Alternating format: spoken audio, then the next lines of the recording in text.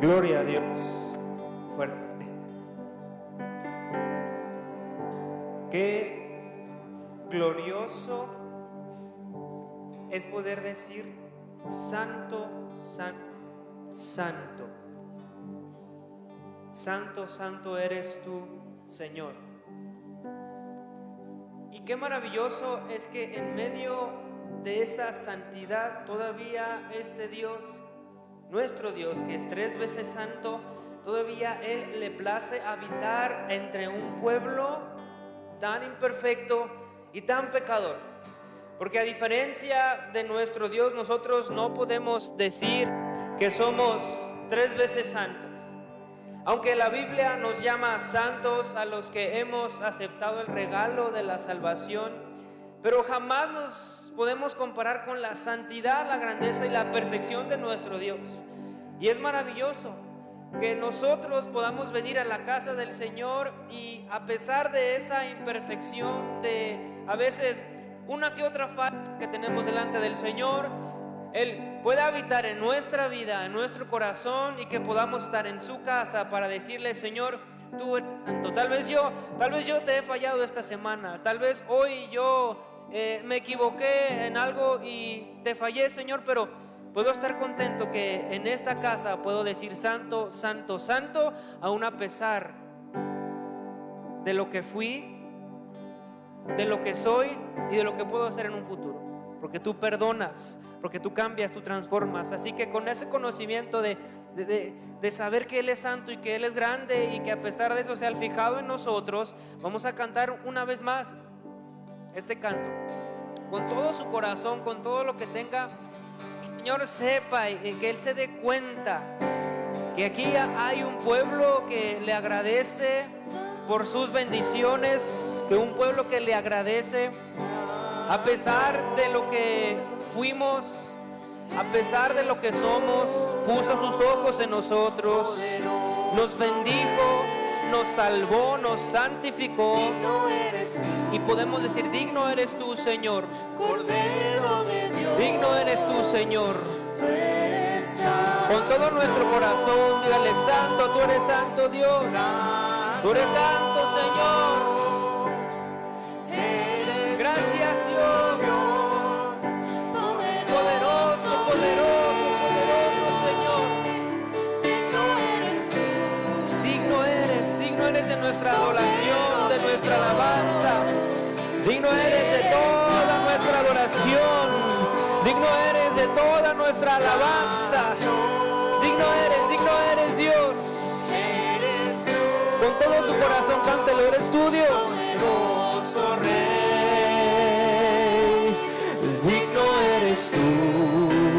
Tú eres digno, tú eres digno. Cordero de Dios, tú eres santo, Santo, eres tú, Dios, poderoso Rey. Él es poderoso, digno eres tú, Cordero de Dios. Eres santo, santo, eres tú, Dios, poderoso Rey. Gracias, Dios, poderoso, poderoso Rey. Digno eres Dios de nuestra adoración. Digno eres Dios. Gracias, Jesús. Gloria a Dios. Agradecemos a Dios por esta oportunidad que nos da de poder alabar y glorificar su nombre. Vamos a abrir ahora nuestro corazón para lo que viene, que es la mejor parte, creo yo, de cada servicio, no nomás de este, pero de todos los que usted puede estar, de cualquier congregación. Creo que no hay mejor parte que la palabra del Señor. Sin duda que esa es la que nos fortalece. Es bonito alabarle, ¿verdad? Es bonito cantar, levantar nuestras manos, pero realmente lo que hace un cambio positivo, cambio de transformación y da fortaleza, es la palabra del Señor. Y creo que, como siempre lo hace el Señor, hoy va a fortalecernos, a hablarnos y vamos a salir llenos de este lugar. Así que abra su corazón para la palabra del Señor. Gracias al Señor por su misericordia. Vamos a leer ese Apocalipsis en el capítulo 2.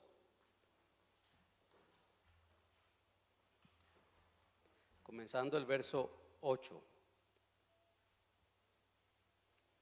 al 11, Apocalipsis capítulo 2, versos 8 al 11. Yo estoy leyendo la Nueva Versión Internacional.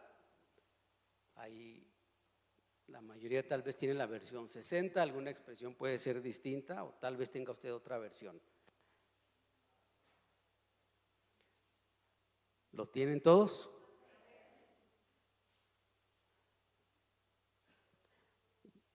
Está bien para mí, sí. Ahí está. Bueno, lo leemos. Dice el texto: escribe al ángel de la iglesia de Esmirna. Esto dice el primero y el último, el que murió y volvió a vivir. Conozco tus sufrimientos y tu pobreza. Sin embargo, eres rico. Sé cómo te calumnian los que se dicen ser judíos, pero que en realidad no son más que una sinagoga de Satanás. No tengas miedo de lo que estás por sufrir. Te advierto que a algunos de ustedes el diablo los meterá en la cárcel para ponerlos a prueba y sufrirán persecución durante 10 días. Sé fiel hasta la muerte y yo te daré la corona de la vida. El que tenga oídos, que oiga lo que el Espíritu dice a las iglesias. El que salga vencedor no sufrirá daño alguno de la segunda muerte. Oramos, te damos gracias esta tarde, Señor, por tu misericordia, por tu provisión, por tu Espíritu Santo. Oramos para rogarte que mientras meditamos, Señor, mientras platicamos, hablamos sobre estos textos, tu Espíritu Santo, tu presencia, tu palabra, Señor, supla la necesidad de todos. Ayúdanos esta tarde, bendice este tiempo, Señor, y que podamos salir de aquí, Señor, satisfechos, Señor, por la administración de tu Espíritu para nuestras vidas. Te necesitamos todos y por eso, Señor, oramos y te rogamos que nos ayudes. Como siempre te ruego, Señor, usa mi vida para glorificar tu nombre, siempre a ti y solo a ti, Señor, toda la gloria, el reconocimiento, porque tú, Señor, tú eres digno. Oramos siempre en el nombre de Jesús y te damos gracias. Amén. Pueden sentarse, hermanos. Muchas gracias.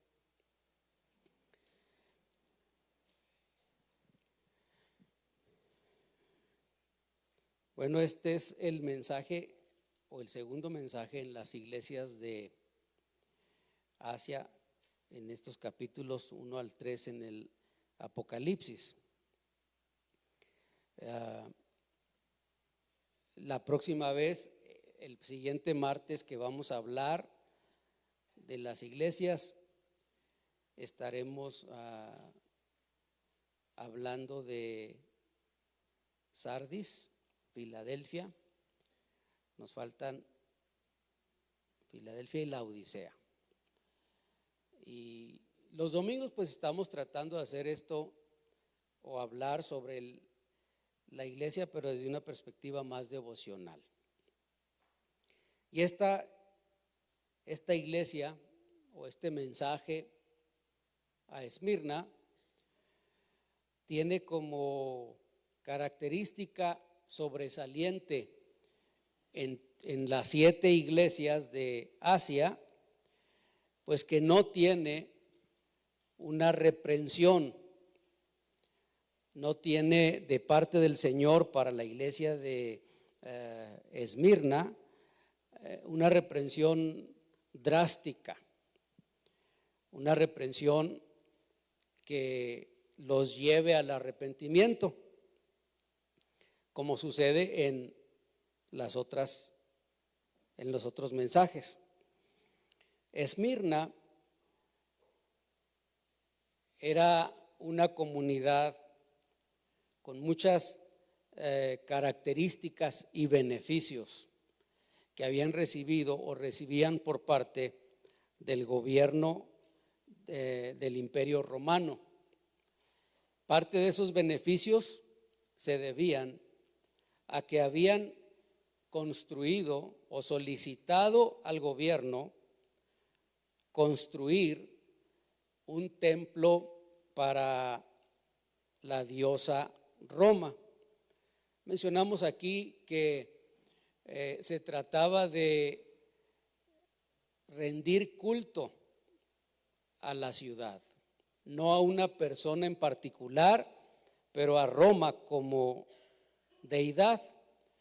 Imagínense hasta el grado de idolatría y corrupción que llegaban estas comunidades.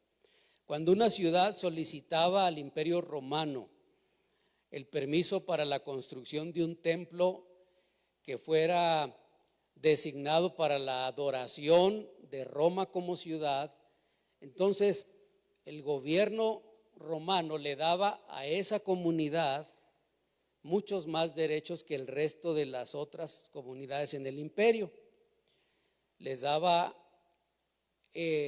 certificados como de ciudadanía, mencionamos en algún momento, los que estuvieron en el estudio bíblico lo van a recordar.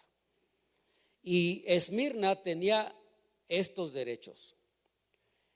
Era una ciudad que llegó a tener en algún momento hasta unos 200,000 habitantes.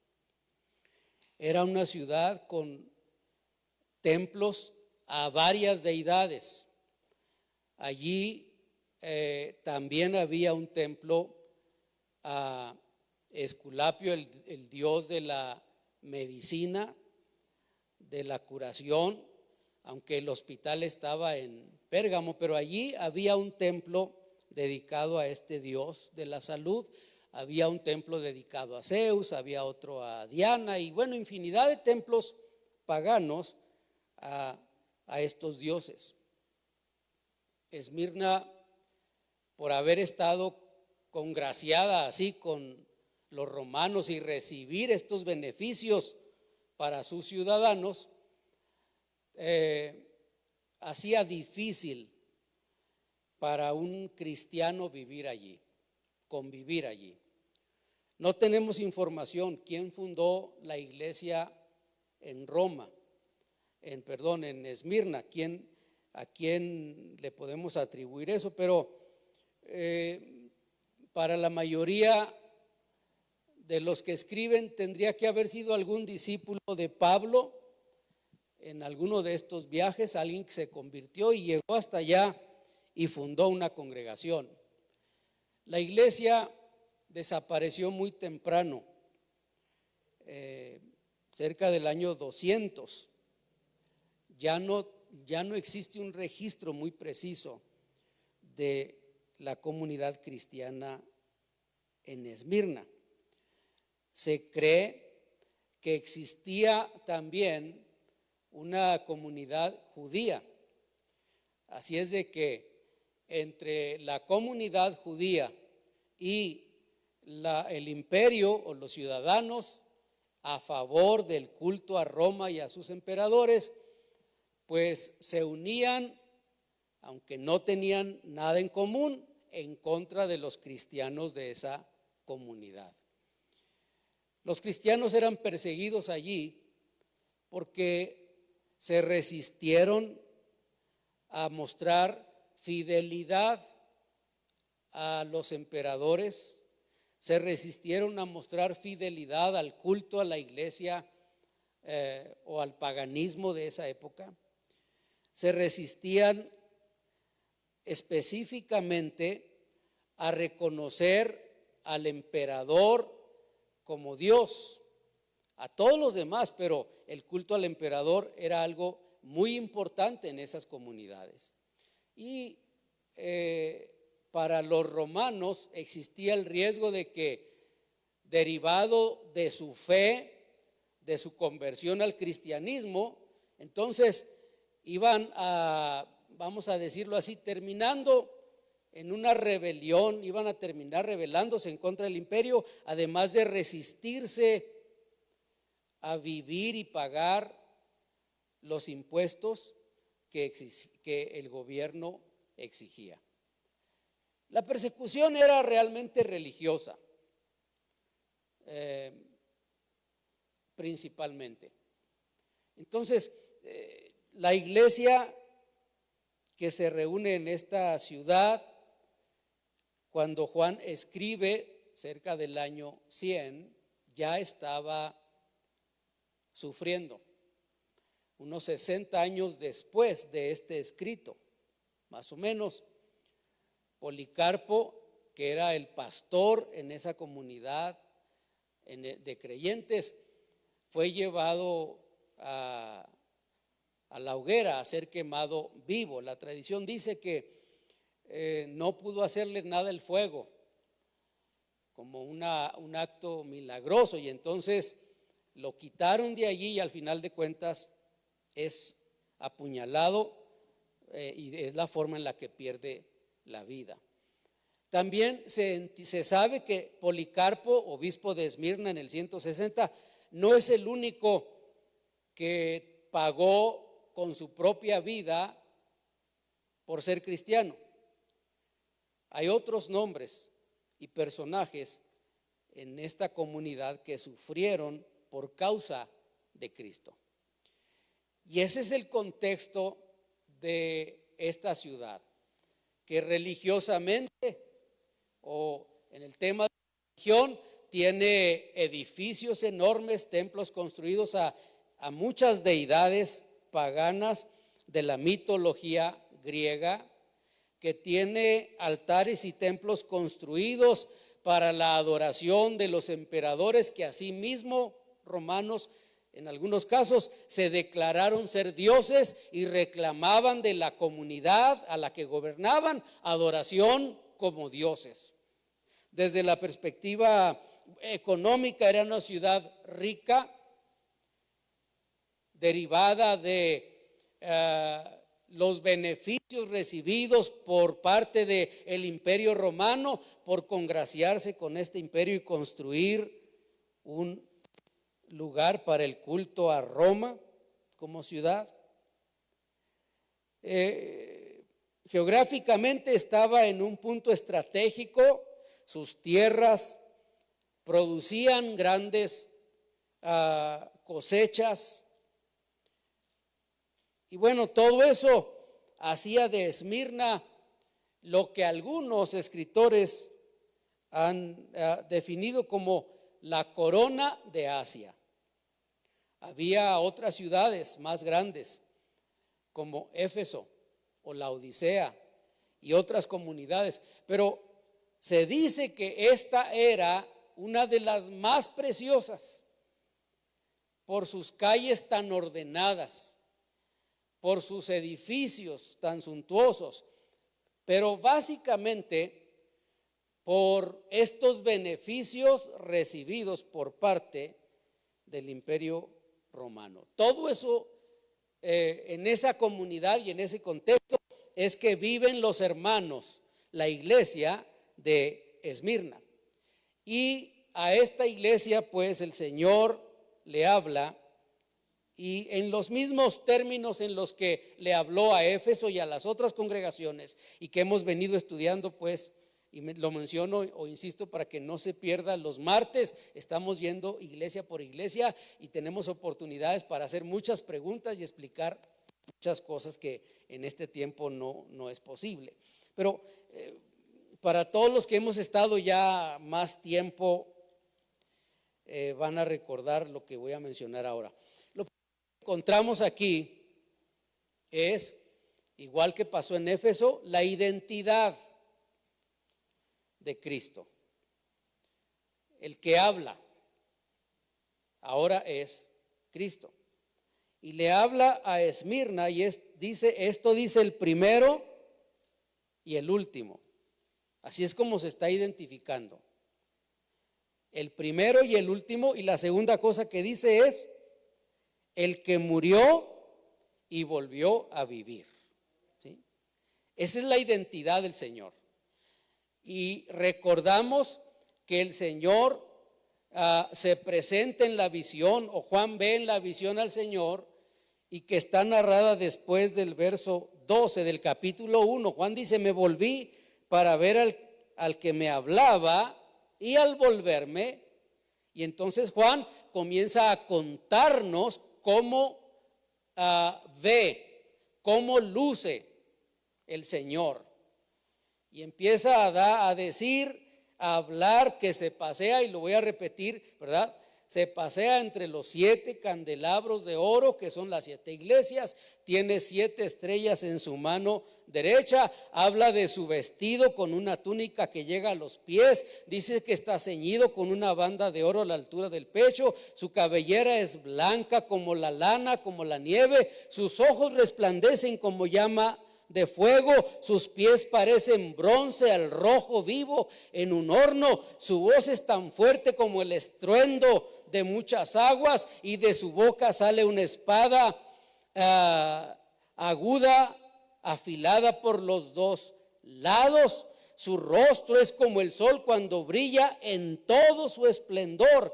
Y cuando le vi, caí como muerto, pero él, poniendo su mano derecha sobre mí, me dijo: no tengas miedo. Y mire lo que le dice a Juan en el principio de la visión. Le dice a Juan: yo soy el primero y el último, y el que vive. Estuve muerto, pero ahora vivo por los siglos de los siglos, y tengo las llaves de la muerte y del infierno. Juan, en la visión, antes de que nos hable de todo el mensaje de las iglesias, nos dice: cuando volteé lo vi, y dice Juan: y esto es lo que vi, y así es como me habló al principio. Y de todo lo glorioso que Juan ve en la visión, y de todo lo que el Señor le dijo, Juan nos dice que para la iglesia de Esmirna, de toda la identificación, que son los pies, los ojos, la espada, la boca, el cabello, la ropa, el rostro, etcétera, etcétera, de toda la identidad del que le está hablando, usa 2 cosas para Esmirna, que no usa para nadie más. Y le dice a Esmirna: esto dice el primero y el último. Esto dice el que murió y volvió a vivir. Esta identidad, o esta forma en la que el Señor se está identificando, no es más, hermanos, que parte de su naturaleza, de Cristo. Mire cómo se identifica el primero y el último. Hay algunas formas de entenderlo, pero la más sencilla, la más simple, el primero y el último, sería decir: no hay nada antes de él y no hay nada después de él. Cuando se habla de el primero, de hablar de autoridad, se puede hablar de gobierno, se puede hablar de diferentes cosas. Pero cuando el Señor dice aquí que Él es el primero, básicamente identifica el tiempo, el espacio, la materia, la eternidad, pues. No es porque sea el primero en importancia, eso es secundario. Es el primero porque no hay nadie antes que Él. ¿Sí? Porque como pastor, ¿verdad? Si no es, voy a usar un ejemplo. Alguien diría: ¿quién es el primero en la iglesia que debe dar el ejemplo de fe y de vida cristiana? Pues es el pastor. ¿Quién es el primero que abre la puerta? El pastor. ¿Quién es el primero que dirige los líderes? Es el pastor. En cuanto a el liderazgo. Pero antes que yo o después de mí En los dos sentidos, antes y después de mí, hay más personas, ¿verdad? Yo no soy el primero en valor, no soy el primero en haber nacido, no soy el primero en gobernar y no soy el último. Si el Señor se tarda, y no sé si se va a tardar o vendrá mañana o en un mes o se tarda 1000 años, si el Señor no vuelve en 1000 años, yo no soy el último pastor de Filadelfia. Incluso si el Señor viene en un mes y yo me muero ahora en la noche, ¿verdad? Tendrán que elegir a otra persona que los dirija, que los pastoree. Entonces no soy el único, ni siquiera cuando el Señor venga. Así es de que esta idea se refiere más bien o identifica más bien al Señor. Cuando dice que Él es el primero, tiene que ver con la idea de no hay nada antes de Él. Él es eterno. Esa es la idea. El que le está hablando a esta iglesia en Esmirna es el Cristo eterno. Soy el primero y soy el último. No hay nada después de Él. En el espacio, Él es el último en el espacio. ¿Cómo voy a entender eso si el espacio es eterno? Si el espacio no tiene fin. He dicho otras veces que los científicos nos dicen a nosotros ahora que el universo, el espacio que conocemos o vemos, está en constante expansión, que constantemente se está haciendo grande. Eso es constante, permanente, no para de crecer. Imagínense hasta dónde llega.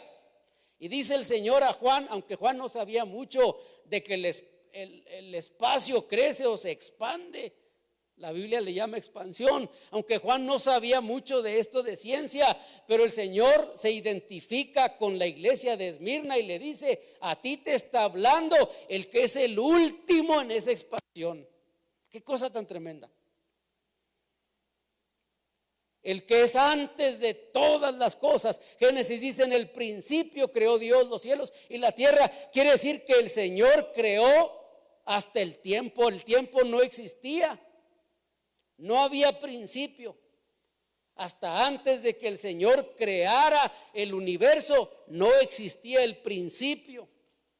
El principio es el tiempo de todo, y en el principio el Señor creó. Entonces es el creador hasta del tiempo mismo, que ese es el Señor que le está hablando ahora a la iglesia de Esmirna, el primero y el último. Y le dice también el que murió y volvió a vivir. Literalmente el que estuvo muerto, dice la otra versión, ¿verdad? Y acá arriba en el capítulo 1 le dice a Juan: estuve muerto en la tumba.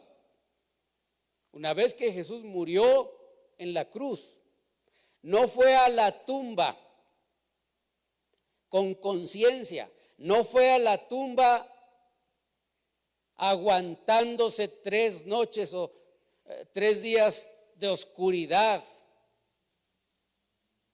de zozobra. Él no estuvo allí espiritualmente en ese cuerpo con un reloj y ya es hora de resucitar. Ahora sí tomo y salgo de aquí, abro la piedra y salgo de aquí.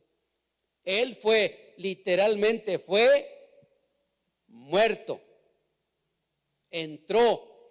Lo que pusieron en una tumba fue un muerto. Yo he dicho muchas veces, cuando usted llega a un funeral, usted no pregunta, ¿verdad?, ¿cómo está el muerto? ¿Verdad que no? Pues está muerto. No le queda un pedacito vivo, está totalmente sin vida. Y eso fue lo que pusieron en la tumba, un muerto. Y el Señor, dice la Biblia, por la obra del Espíritu de Dios, del Espíritu Santo, vivió, resucitó y se está presentando ahora no solamente como el primero y el último, el que es eterno, se está presentando ahora como el que fue a la cruz del Calvario, murió pecados nuestros para perdonarnos y comprar con eso nuestra redención, y resucitó, ¿verdad? Así se está presentando a la iglesia, el que murió y volvió a vivir. Y luego, identificación o la identidad de la iglesia. En ese contexto de esa comunidad hostil, porque hay que ser muy hostil, pero muy hostil, hay que ser un loco para pretender tener tanto templo a tanto Dios pagano, para pretender ser tan religioso, para pretender ser tan devoto de este Dios y del otro Dios y adorar a una ciudad y cosas que ya mencionamos antes, y luego al mismo tiempo quemar a una persona viva en público, porque no cree lo mismo que yo, porque no piensa como yo. Hay que ser muy hostil y hay que ser muy cristiano, digo yo, ¿no?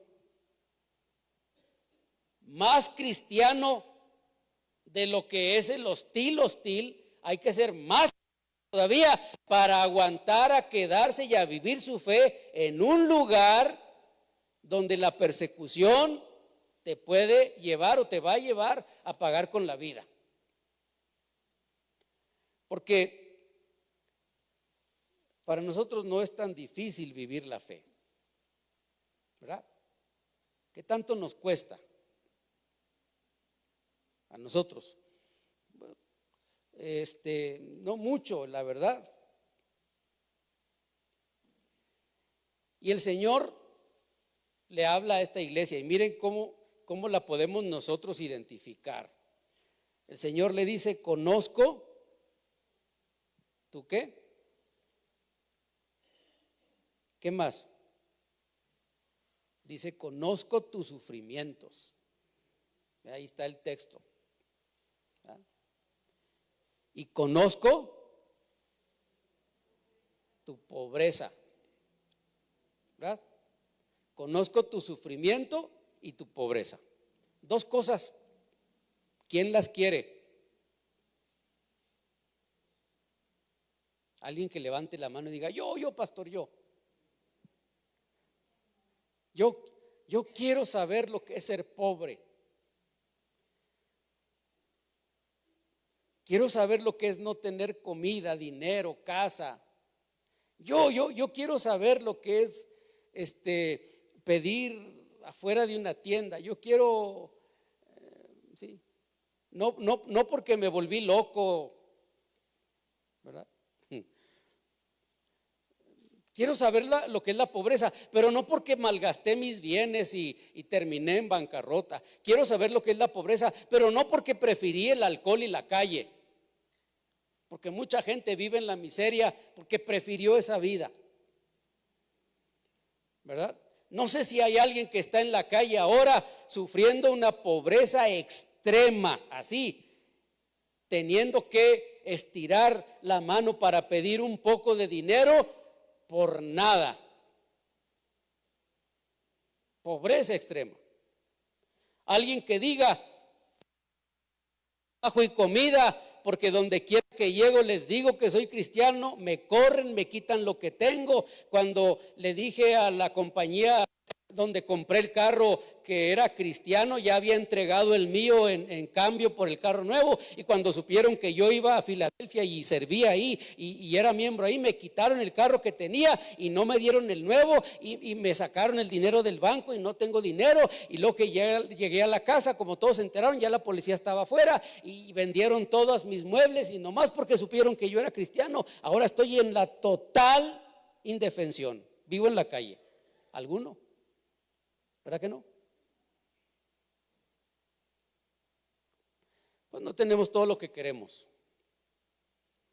A lo mejor no.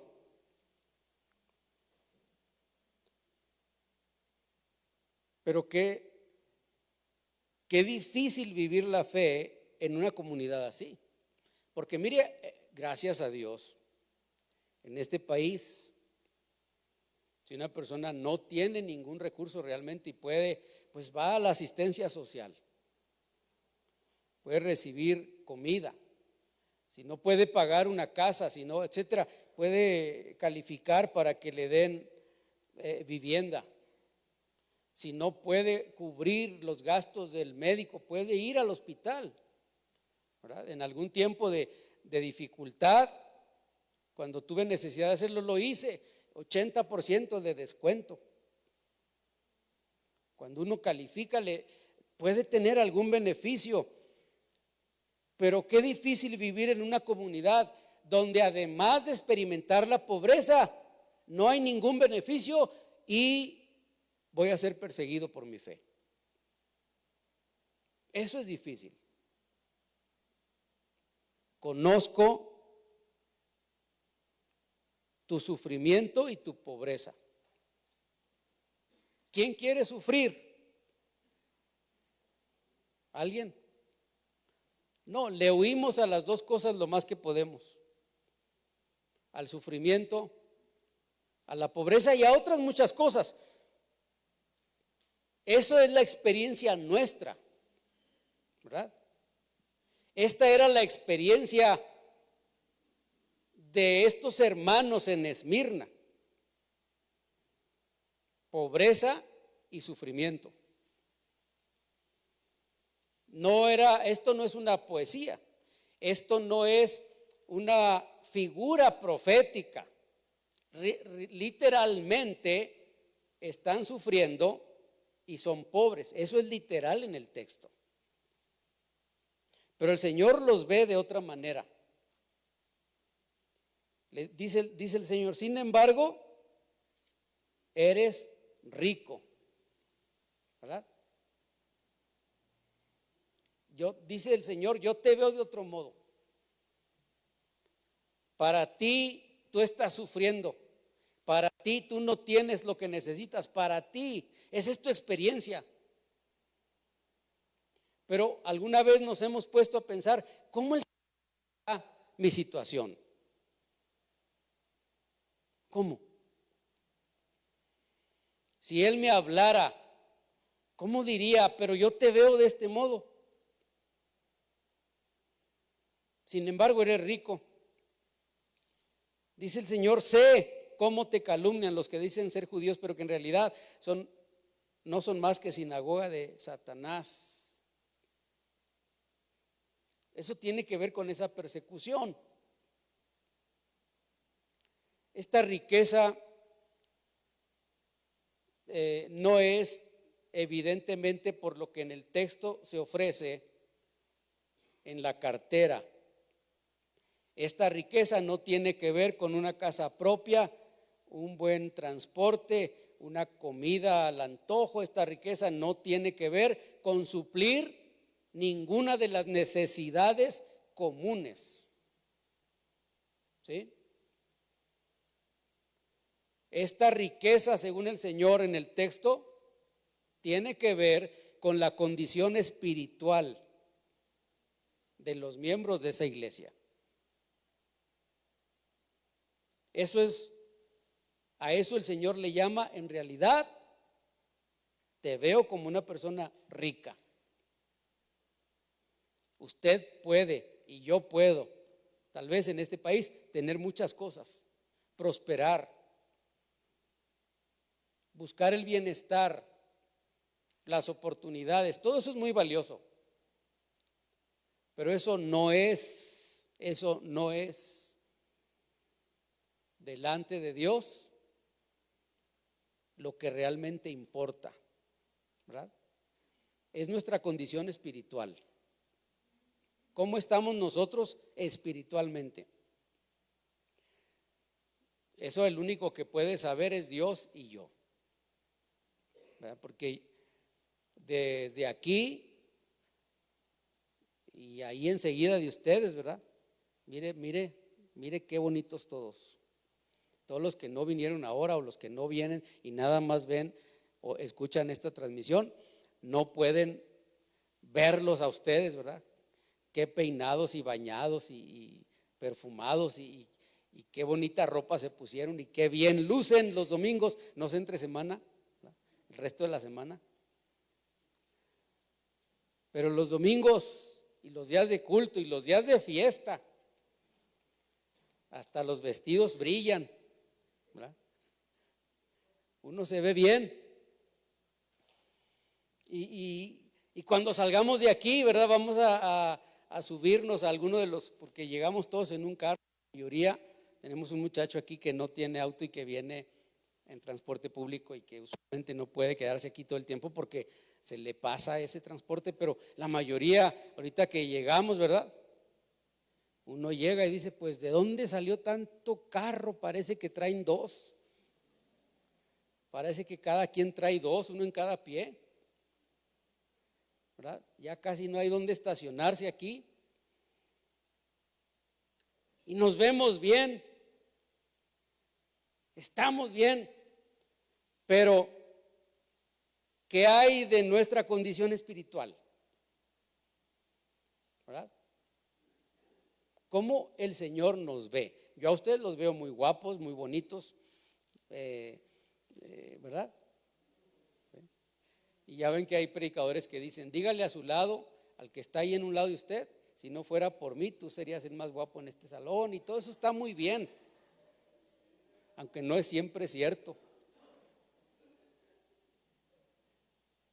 Y podemos pararnos y estimularnos con muchas palabras de ánimo de la predicación, que es muy valioso texto para nosotros. Si la Biblia tiene algo que ofrecer, es vida, bienestar. Entonces el Señor habla y le dice a los ojos de los demás, en la experiencia propia, lo que estás viviendo, tú eres pobre, miserable, no tienes dinero, estás sufriendo por la condición que vives, por las cosas que están pasando en tu casa, por las cosas que pasan en tu comunidad, por cómo tienes falta de bienes, por lo que pasa con la familia, por lo que sea. Pero ¿cómo te ve el Señor? Le dice a la iglesia, eres rico, porque esa pobreza, eres rico, porque ese sufrimiento se deriva de los que te calumnian, de los que hablan mal de ti, de los que dicen cosas que no son ciertas, de los que no conocen tu corazón, amor por mí, tu sentimiento, tu vida espiritual. Ellos no la conocen, ellos no saben eso. Entonces, ¿cómo nosotros lucimos delante del Señor? A los ojos míos, yo digo otra vez, pues lucen ustedes muy bien, todos. Conozco, sé, dice el Señor. ¿Y quién les está diciendo eso? ¿Les está diciendo eso? El que es el primero y el último, el que sabe todas las cosas, el que es eterno. Les está diciendo eso el que estuvo muerto. Conozco tu sufrimiento, porque para morirse como Él se murió hay que sufrir. Mi suegra dice que su papá, acercados a los 100 años o pasados los 100 años de edad, lo trajeron a vivir a la ciudad del pueblo donde él vivía, y no le gustaba, él quería seguir en el campo, esa era su vida, y dice que se sentó en la casa y que les dijo, pues yo ya no tengo nada que hacer, ya lo habían traído para cuidarlo. Les dijo, no tengo nada que hacer, dijo, pues me moriré. Así nomás dijo, pues me moriré. Dice mi suegra, pues creo que desayunó algo así, tenía un silloncito, fue y se sentó allí, hermanos, después de comer, y se murió. Así nada más. Yo tuve una tía, predicó, era un miércoles en la noche, ahí cerquita, a unas cuadras de mi casa. Predicó, era un culto de mujeres, y luego les dijo, si alguna vez las he ofendido, quiero que me perdonen a todas, las amo. Y luego empezó a cantar: cruzando el valle voy hasta llegar allá a la mansión de luz para vivir con mi Jesús. Ahí no habrá dolor ni llanto para mí. Ahí yo cantaré que soy feliz con mi Jesús. Y se cayó y se murió. Mi tía Cruz le dio un infarto. Allí se murió. No sufrió nada. Si me dieran la forma de morir, yo escogería algo así, ¿verdad? Decirle a mis hijos: pues ya no tengo nada que hacer, ya estoy conforme, me moriré, y quedarme dormido. Pero el Señor no, dice el que estuvo muerto, y Él está hablando de la cruz. No se murió de un infarto fulminante, no se murió sin darse cuenta, no fue que de repente ya me di cuenta que no estaba vivo. No, fueron horas y horas y horas de tormento. Derramó hasta la última gota de su sangre. Le dolieron los clavos, le dolieron los insultos, le dolieron las espinas en la cabeza. Fue una cosa horrenda. Le dolió ver a su madre allí sufriendo, le dolió ver la traición. Todas las cosas descritas en los evangelios tienen que ver con el que sufrió. Ese sufrimiento lo llevó a la misma muerte, y Él es el que les habla y les dice: conozco tu sufrimiento. El que le escribe no es uno que se pasó un día de campo, que no sabe lo que es sufrir. Conozco lo que has sufrido y conozco tu pobreza. Sin embargo, dice: eres rico. Ese es el que les está hablando. Y esa es la identidad de esa iglesia. No es una iglesia que disfruta beneficios del imperio en turno o del gobierno. No es una iglesia que disfruta de grandes cantidades de dinero en la bolsa. No es una iglesia que paga edificios de este tamaño. No es una iglesia que está económicamente respaldando las misiones. No es una iglesia que está buscando dónde repartir su dinero. No es una iglesia que reparte despensas. Es una iglesia que va a ver quién le da de comer. Es una iglesia que vive literalmente en la persecución. Es una experiencia personal la pobreza. Pero dice el Señor: yo conozco de tu sufrimiento. Y luego les da una advertencia en esta tercera idea: no tengas miedo de lo que estás por sufrir. ¿Sí? No tengas miedo. ¿Alguna vez ha tenido temor?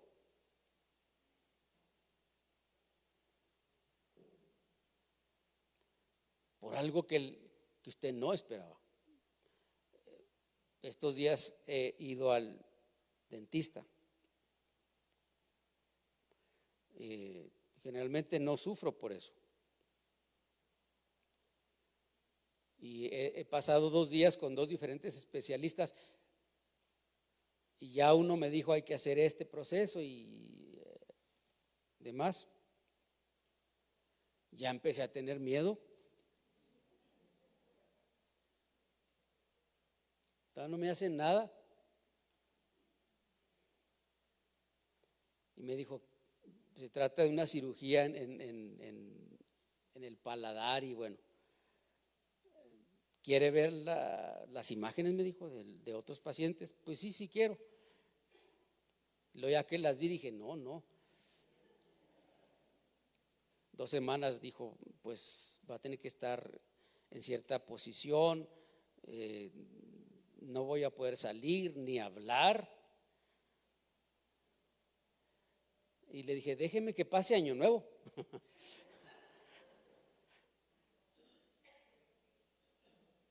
Y no es nada, porque hasta después me consolé. Solo le dije: bueno, pues que al cabo que, ¿verdad? Me aguanto y ya.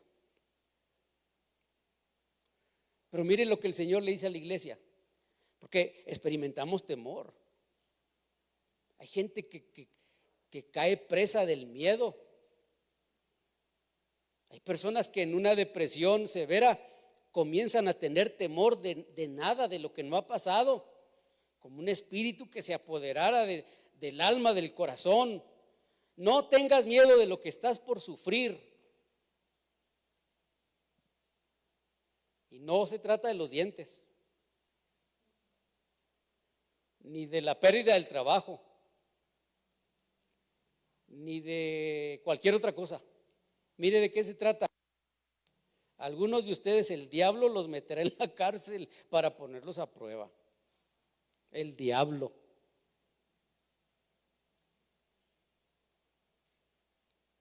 ¿Verdad? No es el patrón, no es el banco, no es el marido o la esposa que amenaza de que me voy, te dejo. No, dice el pasaje, es el diablo. Te va a hacer sufrir. No tengas temor de lo que estás por sufrir. Te advierto que algunos de ustedes el diablo los meterá en la cárcel para ponerlos a prueba y sufrirán persecución durante 10 días. En el estudio bíblico explicamos parte de ese texto, pero y no lo voy a explicar ahora otra vez, pero solo para que tomemos en cuenta esta advertencia.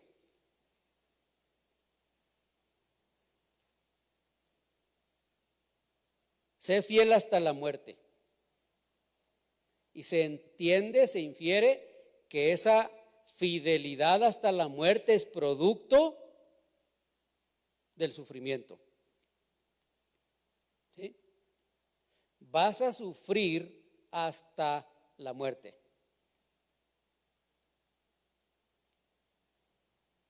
Y eso en el texto es inevitable, irremediable.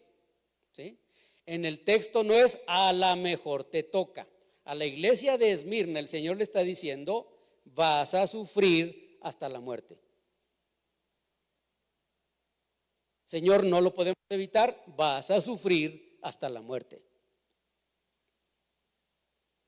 ¿Y cuál es el remedio? No hay remedio. El remedio es la muerte. El final es la muerte. Hay permiso.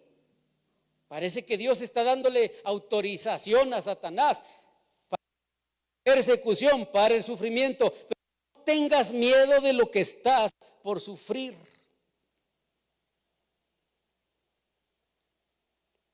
Yo le hablé de mi temor estos días. Y no creo que me voy a morir por eso. Y si acaso me muero, pues no va a ser por la persecución ni va a ser mucho tiempo. Sé fiel hasta la muerte y yo te daré la corona de la vida. Esmirna se conocía como la corona de Asia. A los atletas se les entregaba en esa cultura una corona. Incluso se tiene información de que cuando alguna persona moría, se le adornaba la cabeza con coronas color oro. Los ciudadanos recibían como un certificado de ciudadanía con una especie como de corona. Los edificios, las calles, había diferentes lados donde se podían ver, según algunos autores, coronas. Y la ciudad, vuelvo a repetir, se conocía la corona de Asia. Y el que estuvo muerto, el que sufrió y conoce el sufrimiento, le dice, no tengas ningún temor de lo que vas a sufrir. Sé fiel hasta la muerte y te daré la corona de la vida. Esta corona es más grande que la de el imperio. Es superior a la que entrega cualquier otra victoria. El que tenga oídos, que oiga lo que el Espíritu dice a las iglesias. El que salga vencedor no sufrirá daño alguno de la segunda muerte. No sufrirá daño alguno. De la primera, sí. Pero es temporal. Es temporal. Porque el que le habla a la iglesia y le dice, te vas a morir hasta la muerte, no va a haber daño en la muerte. Le insiste, mire qué insistencia del Señor, qué negativo es Dios. Te mueres porque te mueres, y la muerte para acá y la muerte para allá, y el sufrimiento y la muerte y el sufrimiento y la muerte. Pero antes de hablar de esas cosas tan desagradables para mí, les dijo al principio: el que estuvo muerto y ahora vive, te dice estas cosas. ¿Ve? Yo te daré la corona de la vida, y no sufrirás daño alguno de la segunda muerte. Este es el mensaje a Esmirna. Esta es la identidad del que habla, la advertencia y el futuro. Hermanos, concluyo diciendo, vale la pena hacer un análisis personal. ¿Sí? ¿Cómo está delante del Señor? Porque a la iglesia le dice: yo conozco, yo te veo de otro modo. No estamos sufriendo la persecución, no, pero sí sabemos lo que es el sufrimiento. Hemos sufrido por infinidad de cosas. Sufrí mucho con la muerte de mi mamá. Sufrí mucho temporalmente cuando uno de mis hijos iba a nacer, por el diagnóstico para mi esposa. Sufrí mucho en un periodo en el que estuve enfermo por muchos meses, un tiempo muy largo. Sufrí mucho. Me enfermé de la enfermedad. He sufrido a lo largo de la vida infinidad de cosas. Pero todavía no he sufrido hasta la muerte. Y ninguno de esos sufrimientos, los que yo he padecido, ha sido por amar al Señor. Nunca he sufrido por eso. Nunca. He dicho muchas veces, y estoy en contra de los que dicen: sufro en el ministerio por el pastorado y porque es duro, y siempre me enojo y digo lo mismo. Ninguno que sirve al Señor en este tiempo, al menos no aquí, sufre por la causa de Cristo. Aquí tuvimos un pastor, le prestábamos el edificio, de muchos que le hemos prestado para que no piense quién será. Y un día me dijo allá afuera, en el último día que vino a hacer su celebración, su culto aquí, que había sufrido mucho por el evangelio.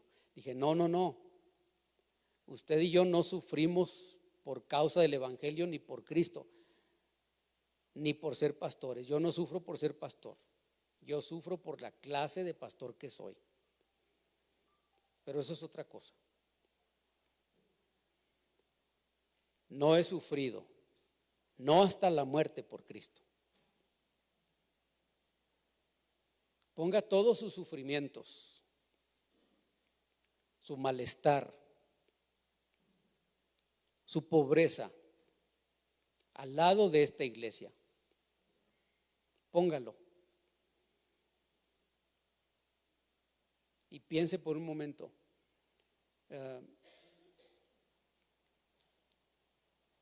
Si tuviera que sufrir hasta la muerte por Cristo, ¿lo haría?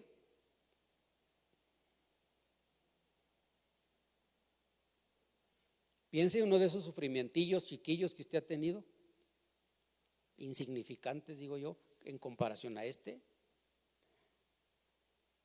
que le han robado la paz y ha dicho: no, yo ya no vuelvo allí. Piense.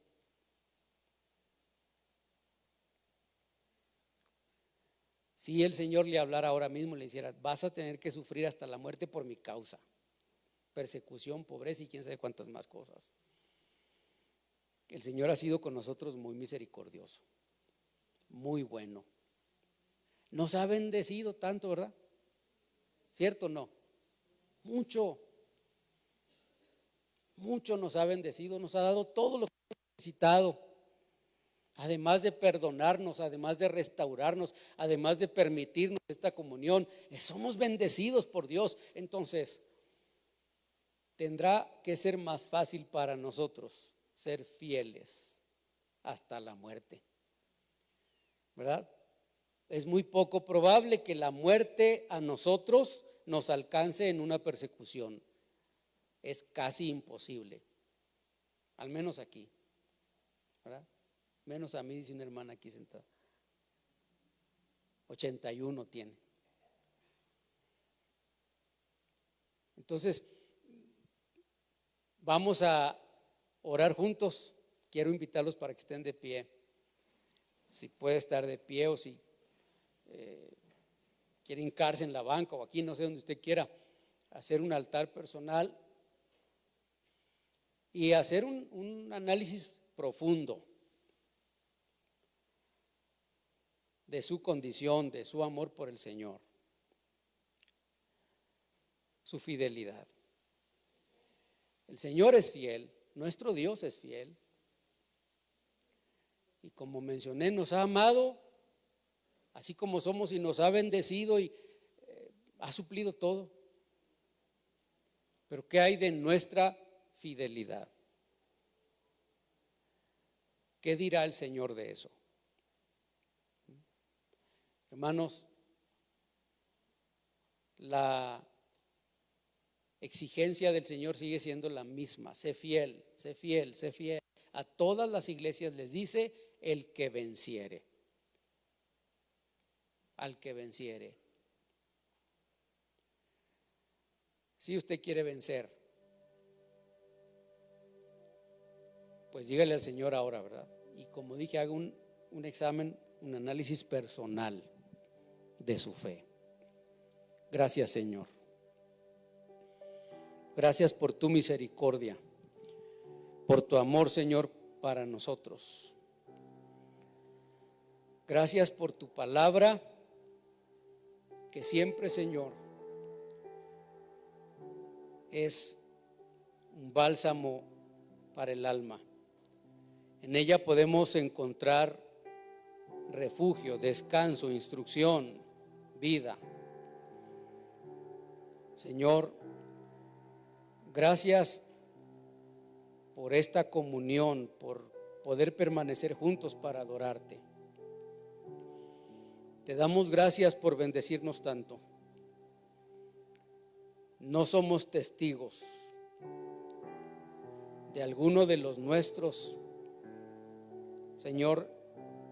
No hemos visto a ninguno de los nuestros sufrir, ser quemado vivo o apuñalado por causa de tu palabra.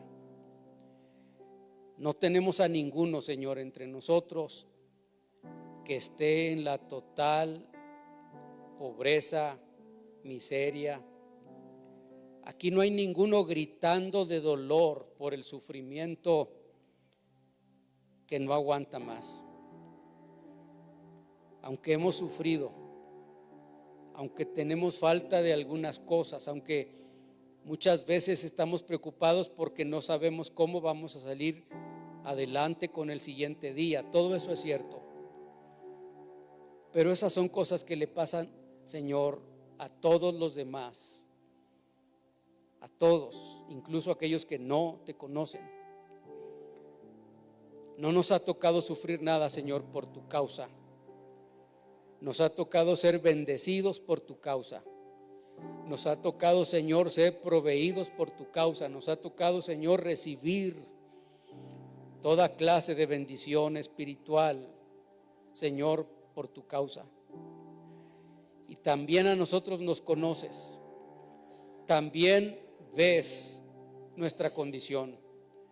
También sabes, Señor, si bien es cierto que no hay nadie aquí gritando de dolor por alguna clase de sufrimiento que no soporta más, entre nosotros sí hay personas que están sufriendo la ausencia de los que aman, que están sufriendo, Señor, por alguna enfermedad, que están sufriendo por alguna circunstancia permanente, Algunos de los nuestros por años, Señor, han tenido que aguantar, soportar. Muchas veces, Señor, parece que no van a salir adelante un día más, pero tú has sido tan bueno con nosotros, Señor, que nos has bendecido, nos has restaurado, nos has levantado otra vez. Has, Señor, puesto en el alma un impulso, vida, Señor, y por eso te damos gracias. Oramos esta tarde por cualquiera, Señor, entre nosotros que está batallando, sufriendo. Tal vez no sabemos porque no lo ha expresado, pero en lo privado, Señor, está sufriendo. Tú conoces nuestro sufrimiento. Señor, yo te ruego que nos ayudes para que ese sufrimiento se convierta en una victoria. Para que, Señor, en lugar de terminar en la depresión o en la tristeza, cada vez que tengamos que sufrir, nos hagamos creyentes, Señor, cada vez más maduros, cada vez más victoriosos, cada vez más dependientes, Señor, de ti y de tu gracia. Los que tienen falta de algún bien, oramos para rogarte que tú lo suplas. Siempre oramos para pedirte que suplas la necesidad de los hogares, siempre. Nunca oramos para pedirte que seamos cada vez más pobres, porque creemos que tú, Señor, quieres bendecirnos. Pero si no lo haces, si parece que tú vienes en contra nuestra para empobrecernos, para hacernos sufrir, Señor, oramos para ponernos en tus manos, para que nuestra riqueza sea espiritual, para que nuestra riqueza sea espiritual, para que aprendamos el valor, Señor, de depender de ti, de orar, de confiar cuando todo sea en contra nuestra. Bendice a todos, Señor. Glorifica tu nombre en la vida de todos. Gracias, Señor. Gracias. Siempre oramos, siempre en el nombre de Jesús. Gracias, Señor. Amén. Gracias, Señor.